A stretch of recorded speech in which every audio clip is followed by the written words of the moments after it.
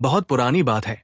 गंगा नदी के उद्गम स्थल के पास पहाड़ों के बीच एक गांव में एक दयालु बूढ़ा किसान धर्मपाल और उसकी पत्नी गंगावती रहते थे। उनका जीवन पहाड़ी जंगलों की उपज और बांस की खेती पर टिका था, जिसके लिए उन्हें राजा को भारी कर चुकाना पड़ता था। खेत और जंगल गांव से दूर ऊंची ढलानों पर थे और बूढ़ी होती उम्र के साथ ये काम दोनों के लिए असहनीय बोझ बन गया था। उनकी सबसे बड़ी इच्छा एक संतान थी जो उनके बुढ़ापे का सहारा बने। एक दिन धर्मपाल ने गंगावती से कहा, गंगावती, मेरी कमर अब जवाब दे रही है। कौन इस बोझ को उठाएगा? कौन हमें एक पल का सुकून देगा? काश हमारे पास भी कोई पुत्र होता। गंगावती ने अपनी सादगी में पर्वत की आत्मा और गंगा की देवी जल देवी से सच्चे हृदय से प्रार्थना की। उनकी प्रार्थना सुनी गई। 9 महीने बाद गंगावती ने एक संतान को जन्म दिया, लेकिन वो आदमी का बच्चा नहीं था। वो एक विशालकाय भूरे रंग का मजबूत कछुआ था, जिसकी खाल पर अजीबोगरीब नीले रंग के चिन्ह बने थे और आंखें अत्यधिक चमकीली थी। धर्मपाल तो घबरा गया। ये क्या है? ये कैसा जीव है? ये तो कछुआ है। इसका क्या काम हमारे घर में? इसे गंगा नदी में छोड़ आते हैं, जहां इसका ठिकाना है। गंगावती का मां का मन नहीं माना। नहीं पति, ये भगवान का प्रसाद है। यही हमारी संतान है। इसे गंगा में मत छोड़ो।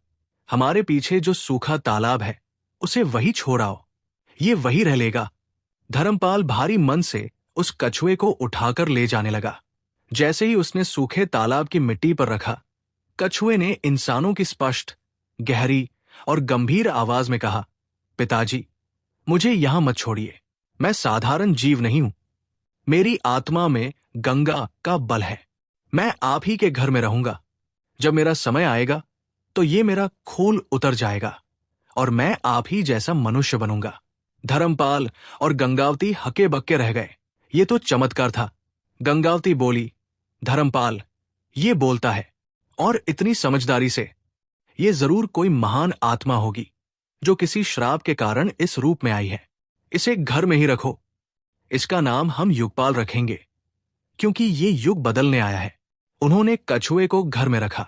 उसका नाम रखा गया युगपाल। 3 साल बीते।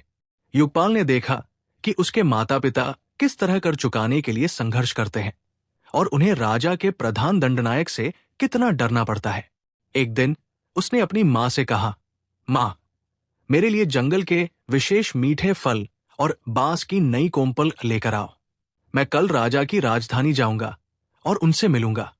गंगावती हंसी, बेटे, तुम कछुआ हो। तुम राजा के महल तक कैसे जाओगे? और राजा के 3 बहुत सुंदर और गुणी पुत्रियां हैं। क्या तुम्हें लगता है कि राजा अपनी बेटी का हाथ तुम्हारे जैसे जीव को दे देगा? मां, तुम मेरी बात मानो। तुम फल और कोम्पले तैयार करो। युगपाल ने अपनी शांत, गंभीर आवाज में कहा, मैं राजा से उनकी उस पुत्री का हाथ मांगूंगा जो सबसे ज्यादा कर्मठ और निष्पक्ष हो। तुम देखना, मैं तुम्हारे लिए न्याय लेकर आऊंगा और ये बोझ हमेशा के लिए खत्म करूंगा। गंगावती ने झटपट उसकी इच्छा पूरी की। अगले दिन युगपाल फलों की पोटली अपनी पीठ पर लादे धीमी लेकिन निरंतर गति से पहाड़ से नीचे राजधानी की ओर चल पड़ा। जब वो राजा विक्रमादित्य के महल के द्वार पर पहुंचा तो उसने अपनी गहरी आवाज में पुकारा, महाराज, न्याय के लिए द्वार खोलो। राजा ने सुना। दंडनायक ने तुरंत कहा, महाराज, ये जरूर कोई जलभूत या जंगलों का मायावी है। इसे तुरंत मार गिराया जाए। राजा विक्रमादित्य ज्ञानी था। उसने कहा, नहीं, कछुआ धैर्य और ब्रह्मांडीय बल का प्रतीक है। हो सकता है ये जल देवी का संदेशवाहक हो। इसे देवताओं की तरह सम्मान दो। इस पर बांस का रस छिड़को और सम्मान से बुलाओ। नौकरों ने उसका सत्कार किया। राजा खुद द्वार पर आया और पूछा, कछुआ देव, आप कहां से आए हैं? आपकी क्या सेवा करें? युगपाल ने पोटली उतार कर रखी और बोला, महाराज, मैं अपना परिचय नहीं दूंगा। मैं आपकी 3 पुत्रियों में से एक से विवाह करने आया हूं। मैं आपका दामाद बनूंगा। राजा और उसके मंत्री ये सुनकर डर और अनिश्चितता में पड़ गए। राजा ने कहा, यह कैसी मूर्खतापूर्ण बात है। मेरी बेटियां, जिनके लिए दूर दूर के सामंत लाइन लगाते हैं, और तुम एक कछुआ। जाओ, ये मजाक नहीं चलेगा। तो आप मुझे अपनी बेटी नहीं देंगे? युगपाल ने पूछा। ठीक है, तो मैं अपनी गंगा के बल वाली शक्ति का प्रयोग करूंगा। राजा को गुस्सा आया। करो, मैं तुम्हारे जैसे मंद गति वाले जीव की धमकी से नहीं डरता। युगपाल ने अपनी चमकीली आंखों को बंद किया और एक गहरी सांस ली। अगले ही पल महल के पास की भूमि पर इतनी तेजी से हवा चलने लगी मानो 10,000 तूफान एक साथ आ गए हों। ये हवा महल के हर कोने में घुस गई और महल के स्तंभों पर दबाव इतना बढ़ा कि पत्थरों में से तेज चीखती आवाजें आने लगी। महल कांप रहा था और हवा की शक्ति से सबकी सांसें रुकने लगी। राजा भयभीत होकर चिल्लाया, कछुआ महाशय, कृपया रुक जाइए। मैं अपनी सबसे बड़ी बेटी राजकुमारी भव्या का विवाह आपसे कर दूंगा। युगपाल ने अपनी शक्ति वापस खींची। हवा शांत हुई और राजा ने डर के मारे अपनी सबसे बड़ी बेटी भव्या युगपाल को सौंप दी। भव्या ने अपनी कमर में चुपके से 2 नुकीले बांस के टुकड़े छिपा लिए। युगपाल अपनी धीमी स्थिर गति से आगे आगे चलने लगा और भव्या घोड़े पर उसके पीछे चली। रास्ते भर भव्या का मन किया कि वह युगपाल को अपने घोड़े के नीचे कुचल दे। आखिरकार भव्या का धैर्य टूट गया। जब युगपाल एक बार करीब आया तो उसने छुपाए हुए बांस के टुकड़े उस पर फेंक दिए और ये सोचकर वापस मुड़ गई कि युगपाल खत्म हो गया होगा। लेकिन एक पल बाद युगपाल की वही गंभीर आवाज आई, राजकुमारी, रुको, मुझे तुमसे कुछ कहना है। भव्या हैरान होकर पीछे मुड़ी। युगपाल मुस्कुरा रहा था। वो बोला, राजकुमारी, तुम्हारे हृदय में घमंड और दंभ है। तुम कर्मठ नहीं हो। हमारे भाग्य में पति पत्नी बनना नहीं लिखा है। तुम घर लौट जाओ, यही तुम्हारे लिए अच्छा है। युगपाल उसे राजा के महल तक वापस ले गया और राजा से कहा, महाराज, ये कन्या मेरी कसौटी पर खरी नहीं उतरी। आप मुझे अपनी दूसरी बेटी राजकुमारी श्यामा दे दीजिए। राजा गुस्से से पागल हो गया। ये क्या ढोंग है? तुम मेरी बेटियों को इस तरह आजमा रहे हो। मैं राजा हूं, तुम सोचते क्या हो? तो आप राजी नहीं? युगपाल शांत था। ठीक है, तो मैं पर्वत की आत्मा की शक्ति का प्रयोग करूंगा। राजा को लगा कि कछुए की तरह ही पर्वत भी धीमा होता है, कोई खतरा नहीं होगा। उसने कहा, हां हां, करो, मुझे तुम्हारी धमकियों से कोई फर्क नहीं पड़ता। युगपाल ने फिर से आंखें बंद की और इस बार उसके नीले चिन्ह चमक उठे। अचानक राजा के महल के पीछे की पहाड़ी ढलानें हिलने लगी और उनसे पत्थर नहीं बल्कि पुराने विशालकाय पेड़ और बांस के जंगल इतनी तेजी से नीचे गिरने लगे कि वे राजा के महल को पूरी तरह से घेरने लगे। महल का रास्ता बंद हो गया और महल गहरे जंगल में कैद हो गया।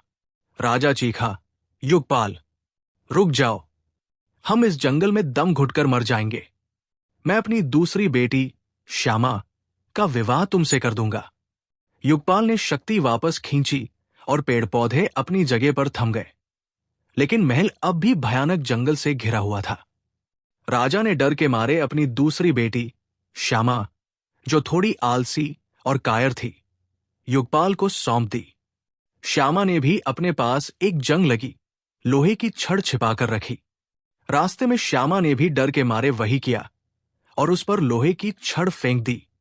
वो वापस मुड़ने लगी, लेकिन युगपाल ने उसे फिर पुकारा, राजकुमारी, तुम्हारे मन में केवल डर और आलस्य है। तुम भी निष्पक्षता के योग्य नहीं हो। तुम लौट जाओ। युगपाल ने श्यामा को भी राजा को वापस सौंप दिया और बोला, महाराज, मुझे आपकी सबसे छोटी बेटी राजकुमारी वैदेही चाहिए। वो अवश्य ही कर्मठ और निष्पक्ष होगी। राजा का गुस्सा अब नियंत्रण से बाहर था। तुम मेरे सब्र की परीक्षा ले रहे हो। तुमने मेरी 2 बेटियों को लौटा दिया और अब तीसरी, मेरी सबसे प्यारी बेटी को मांग रहे हो। तुम मेरी राज व्यवस्था का मजाक उड़ा रहे हो। युगपाल ने शांत रहकर कहा, महाराज, मुझे आपकी तीसरी बेटी चाहिए। आप क्यों नहीं राजी हो रहे? राजा चीखा, नहीं, मैं अपनी सबसे गुणवान बेटी को एक कछुए को कभी नहीं दूंगा। अंतिम अवसर, युगपाल ने कहा, अगर आप अब भी राजी नहीं हुए तो मैं अपनी सबसे बड़ी शक्ति ब्रह्मांडीय बल का आह्वान करूंगा। राजा ने हंसकर कहा, ब्रह्मांडीय बल, मुझे डरा रहे हो? करो। मैं नहीं डरता। युगपाल ने अपनी पूरी शक्ति लगा दी। उसके शरीर के नीले चिन्ह पूरी तरह से अंधेरे में चमक उठे। अगले ही पल पूरा आकाश कांप गया। महल के ऊपर से ऐसा लगा जैसे समय ही रुक गया हो। चारों ओर बड़ी विशालकाय छायाएं नाचने लगी। ऐसा लगा जैसे पूरी दुनिया उनके सिर पर गिर रही हो। ये ध्वनिहीन आतंक था, कोई आवाज नहीं, बस अस्तित्व का डर। राजा का महल जमीन पर नहीं, बल्कि हवा में धीरे धीरे उठने लगा। महल हवा में झूलने लगा। राजा और सब लोग चिल्लाने लगे, क्योंकि वे गुरुत्वाकर्षण खो चुके थे। राजा ने किसी तरह खिड़की से बाहर सिर निकाला और चीखा, युगपाल महाशय, बस कीजिए, मैं हार मानता हूं। मैं अपनी तीसरी बेटी वैदेही का विवाह आपसे कर दूंगा। महल गिरने वाला है। युगपाल ने अपनी शक्ति वापस खींची। महल धीरे से जमीन पर वापस आया। राजा ने अपनी सबसे छोटी बेटी राजकुमारी वैदेही को बुलाया। वैदेही अपनी बहनों से अलग थी। उसने सोचा, इस कछुए में जरूर कोई महानता छिपी है। उसने खुशी से हाँ कर दी। युगपाल और वैदेही धर्मपाल और गंगावती के घर पहुंचे। वैदेही ने तुरंत ही अपने साससुर का दिल जीत लिया। वो जंगलों की उपज और बांस की खेती में हाथ बंटाने लगी। वो सचमुच कर्मठ थी। अगले पतझड़ में गांव में गंगा परिक्रमा दौड़ का भव्य आयोजन हुआ। युगपाल ने अपनी मां से कहा, मां, आप लोग जाइए, मैं यहां इंतजार करूंगा। मेला 3 दिन चला। आखिरी दिन जब दौड़ शुरू होने वाली थी, एक असाधारण घुड़सवार मैदान में आया। वो शुद्ध रंग की पोशाक में था। उसके शरीर पर सूर्य की जैसी चमक थी और उसके घोड़े की लगाम बांस के पत्तों से सजी थी। दौड़ शुरू हुई और वो सबसे पीछे रहा। दौड़ते दौड़ते उसने घोड़े की जीन से 3 भूरे खोल निकाले और उन्हें हवा में उड़ा दिया। फिर उसने एक बांस का तीर निकाला और दौड़ते हुए हवा में उड़ रहे 3 जंगली कबूतर का शिकार किया। वो तेजी से दौड़ा, मानो वो नीले चांद पर सवार हो। उस दिन की दौड़ का विजेता वही नीला घुड़सवार रहा। लेकिन दिन छिपने से पहले ही वो घुड़सवार बिना किसी से बात किए उसी ऊंचे गांव की तरफ हवा की तरफ भाग गया। जब वैदेही और गंगावती घर पहुंची तो हैरान रह गई कि युगपाल को इस दौड़ की हर बात पता थी। यहां तक कि विजेता ने 3 भूरे खोल उड़ाए थे। अगले साल फिर दौड़ हुई। इस बार वैदेही ने घर पर रुकने का फैसला किया। उसने अपनी सास से कहा, मां, मुझे कुछ जरूरी काम है, मैं घर पर रुकूंगी। जैसे ही सास ससुर गए, वैदेही ने पूरे घर की तलाशी ली। एक कोने में उसने युगपाल का भूरे रंग का नीले चिन्हों वाला विशाल खोल पड़ा देखा। तो मेरा पति ये है, वो इतना सुंदर योद्धा है। ये खोल ही उसे इस धीमी गति में रखती है। उसे उस खोल से इतनी नफरत हुई कि उसने फैसला किया कि वो इसे जला देगी, ताकि उसका पति हमेशा के लिए अपने सुंदर रूप में रहे। उसने तुरंत खोल को चूल्हे में डाल दिया। जैसे ही खोल जलने लगा, सूरज डूब गया। तभी वही नीला घुड़सवार बादलों की तरह उड़ता हुआ वहां आया। उसने जब अपने खोल को जलते देखा तो उसका चेहरा डर से पीला पड़ गया। उसने कूदकर खोल को बचाने की कोशिश की, लेकिन बहुत देर हो चुकी थी। खोल पूरी तरह जल चुका था, सिवाय एक छोटे से टुकड़े के। वो योद्धा एक ठंडी आह भरकर घर के बाहर एक चट्टान पर बैठ गया। वैदेही दौड़ी और बोली, अब तुम आजाद हो। अब तुम हमेशा के लिए इस सुंदर रूप में रहोगे। योद्धा ने धीरे से कहा, प्रिय, तुमने बहुत जल्दी कर दी। मुझे पूर्ण शक्ति के लिए कुछ समय और चाहिए था। मैं पर्वत की आत्मा का पुत्र हूं। मैं इस धरती पर कर की गुलामी खत्म करने आया था। रात की कड़ाके की ठंड से बचने के लिए मुझे इस खोल की जरूरत थी, जब तक मैं पूरी तरह शक्तिशाली नहीं हो जाता। अब मैं उस ठंड को झेल नहीं पाऊंगा और रात होते ही मुझे अपनी मां पर्वत की आत्मा के पास लौटना होगा। क्या मैंने गलती कर दी? वैदेही रोने लगी। ये तुम्हारी नहीं, मेरी गलती है। अब भी एक रास्ता है, मेरा घोड़ा लो। ये आकाश मार्ग पर उड़ता है। पश्चिम में गंगा सागर के पास देवी शक्ति का मंदिर है। तुम दिन निकलने से पहले वहां पहुंचो और उनसे मेरे लिए 3 वरदान मांगो, जिनके लिए मैं यहां आया था। वरदान 1, राजा का कर खत्म हो जाए और सबका जीवन सरल हो। वरदान 2, गरीब और अमीर के बीच शिक्षा का भेद खत्म हो जाए। वरदान 3, राजधानी तक ज्ञान मार्ग बने, जिससे हर कोई न्याय पा सके। अगर देवी शक्ति तुम्हारी बात मान लेती है और तुम ये संदेश सब तक पहुंचा देती हो, तो मैं यही तुम्हारे साथ बिना खोल के रह सकूंगा। वैदेही तुरंत नीले घोड़े पर सवार होकर वहां से उड़ चली। वो देवी शक्ति के मंदिर पहुंची। देवी ने उसके प्रेम और त्याग को देखकर तीनों वरदान दे दिए। देवी बोली, बेटी, तुम्हारी बात सत्य है, मैं तीनों वरदान देती हूं, लेकिन तुम्हें दिन निकलने से पहले ये खबर राजा और सब लोगों को बतानी होगी। अगर समय रहते ये संदेश फैल गया तो अन्याय की ठंड खत्म हो जाएगी और तुम्हारा पति बच जाएगा। खुशी से घोड़े पर सवार होकर वापस भागी, लेकिन जैसे ही वो गांव की सीमा पर पहुंची, उसके पिता राजा विक्रमादित्य घोड़े की लगाम पकड़े खड़े थे। पिताजी, मुझे रोकिए मत, मुझे एक बहुत जरूरी खबर सबको देनी है, नहीं तो मेरे पति। पहले मुझे बताओ। राजा ने लगाम कसकर पकड़ी। विवश होकर वैदेही ने तीनों वरदान बताए। कर खत्म, फिर मेरी सेना और राजकोष कैसे चलेगा? राजा ने लगाम और कसी। शिक्षा का भेद खत्म, फिर ऊंचे पदों पर कौन बैठेगा? कौन हमारी सेवा करेगा? और ज्ञान मार्ग, क्या तुम चाहती हो कि हर गरीब राजा को चुनौती दे? ये सब बेकार की बातें हैं। राजा ने अपनी बेटी की बात नहीं मानी और उसे जबरदस्ती रोके रखा। तभी मुर्गे ने पहली बार बांग दी। वैदेही ने चिल्लाकर घोड़े को कोड़ा मारा। घोड़ा राजा को झटक कर हवा से बातें करने लगा, लेकिन वैदेही को मालूम था कि देर हो चुकी है। वो अभी पहले घर तक ही पहुंची थी कि मुर्गे ने तीसरी बार बांग दी। सुबह हो चुकी थी। वो भागकर घर पहुंची। उसके सास ससुर योद्धा के शव के पास खड़े रो रहे थे। ठंड ने योद्धा को परास्त कर दिया था। वैदेही अपने पति के शव पर गिर पड़ी और अपने पिता के लालच और अहंकार को कोसती हुई रोने लगी। योद्धा को वहीं चट्टान के पास दफना दिया गया। वैदेही हर शाम उसकी कब्र पर रोने जाती थी। उसका दुख इतना गहरा था कि एक शाम वो खुद चट्टान की मूर्ति में बदल गई। आज भी उस कब्र के पास एक पत्थर की मूर्ति खड़ी है।